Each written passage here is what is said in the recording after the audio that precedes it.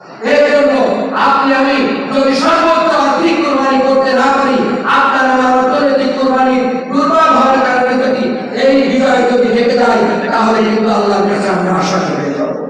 প্রিয় ভাইরা আমার, এই জন্য আল্লাহ তাআলা বলছেন, মাইয়ুরিদুল্লাহু কারজান হাসানা, আল্লাহর রাস্তায় কে কর্জ দিবে, কর্জ হাসানা দিবে।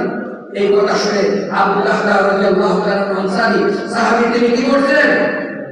আল্লাহ রাসূল সাল্লাল্লাহু আলাইহি ওয়াসাল্লামকে যে বলেন, ইয়া রাসূলুল্লাহ সাল্লাল্লাহু আলাইহি ওয়াসাল্লাম, আল্লাহ তাআলা কর্জ চান, কর্জ লাগবে। বলেন, ইয়েস। বলেন, ইয়া রাসূলুল্লাহ, আপনার হাতটা আমার কাছে দিন।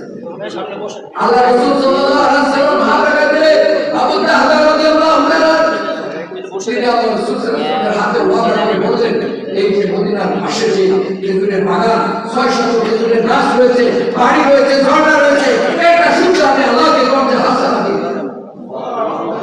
এবং রাত্রবেলায় বাড়িতে যে বলছেন, ও উম্মদাদা, তার স্ত্রীকে বলছেন, সন্তান সহ রেডি হয়ে বের হয়ে আসো, আমি এই বাড়ি এবং এই খেজুরের বাগান আমি আল্লাহ এবং তার রাসূলকে দিয়ে দিচ্ছি।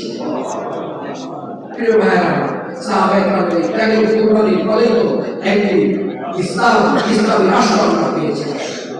আজকে আমাদের ভিতরে এরকম বহু ভাই রয়েছে যারা তাদের ভাই দিয়ে দেন, তাদের প্রাণ দিয়ে দেন, যারা তাদের অন্যান্য বড় বড় সম্পদ ইসলামী আন্দোলনের জন্য দান করেন, যারা তাদের আয়ের পর্যন্ত ইসলামী আন্দোলনে দিয়ে দেন।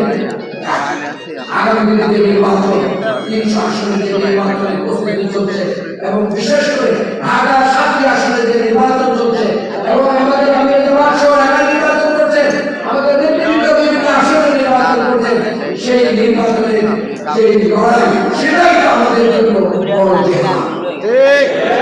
আর একটি দল তারা কিন্তু এখন চিন্তা করতেছে 19 তারিখের সমাবেশের পরে এখন হিসাব নিকাশ আলাদা করে তারা কিন্তু নতুন করে টাকা দিয়ে ভোট কেনার